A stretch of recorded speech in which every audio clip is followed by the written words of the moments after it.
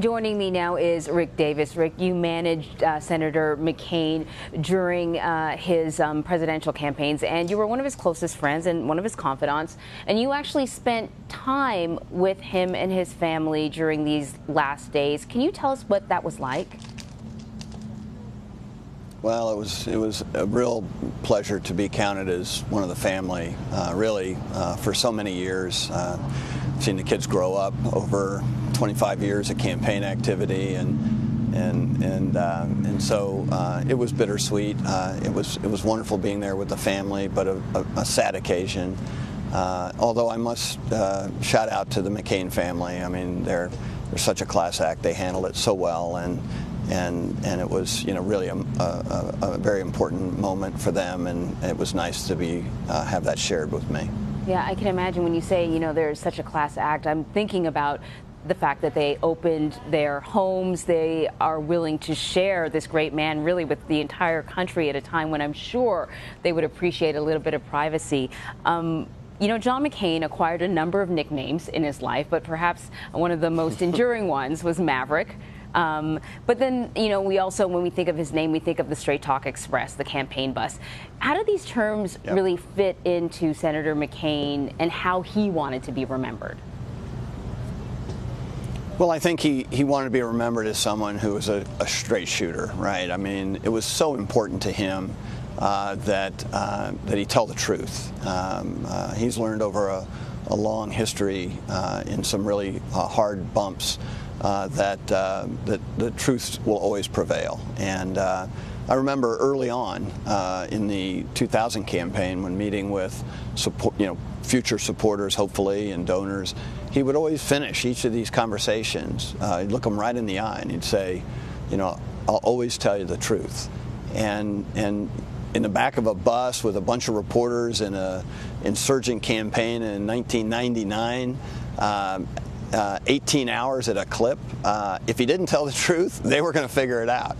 And he just thought this is the way to live his life. And whether you call it straight talk or whether you find other nicknames for it, it's just the way he lived his life. And I think that if ever there was times when we can reflect on how important that is, now is the time for that. Yeah.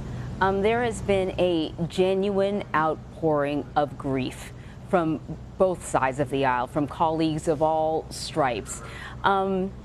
This is sort of a testament to his shedding of partisanship politics, and I'm wondering, I want to get your reaction to that when you see both friends and foe politically coming forward with their admiration, but also their deep love, respect, and genuine grief for this man.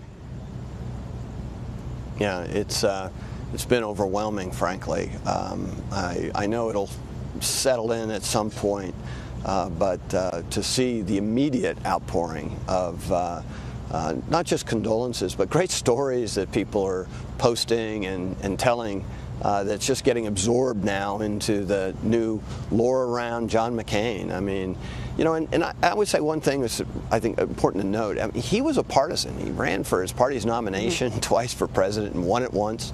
He didn't mind a good fight. I mean, some of these postings and comments by Republicans and Democrats alike in Congress are authentic when they usually start out with saying, I used to have some of the worst fights I've ever had with John McCain, but he was my best friend. And I think that's the distinction. It's okay in John McCain world to pick a fight on something you believe in and you believe is good for the country. But it's not okay to take that fight, across the battlefield to getting something done with other people. I mean, Ted Kennedy, Chuck Schumer, folks all along the history of John McCain have not always seen eye to eye with him, but have always been willing to put their hand out to get a deal done when it meant something good for the country. Right. I think it's really good that you would point that out because, he was a Republican. He voted and supported most Republican policies. And certainly right now he's been an outspoken critic of this administration. But he is he was a senator who really had conservative beliefs. But I think it's very telling that he asked that former Presidents Barack Obama as well as George W. Bush, deliver eulogies at his funeral. These are two people he ran against in his quest to become the president himself.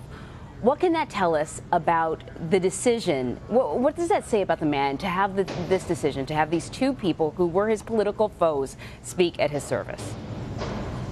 I just think it's a metaphor for how he lived his life.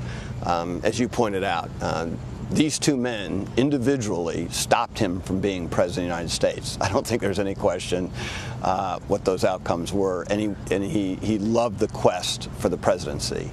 And so it was something he believed in strongly. But he found common cause with both these men on important issues around the world, where he felt were more important than his own self-interest. And he himself said, I want these two men, you know, who I've probably fought harder than anybody else, but who I've also had probably the biggest impact with, to be there to talk about me. I mean, I just think it's a classic John McCain move, and kudos to him for having the willingness to send that message dramatically, even at his funeral. Yeah, so true.